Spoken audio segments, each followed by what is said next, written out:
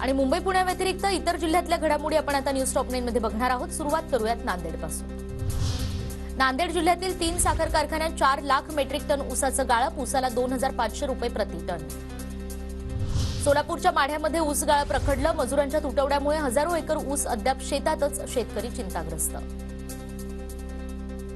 अमरावतीमध्ये खरेदी केंद्र बंद असल्यानं कापसाचे दर कोलमडले, प्रत्यक्षात शासन खरेदी केंद्र सुरू नसल्यानं कापसाला 6400 रुपयांपर्यंतचा दर।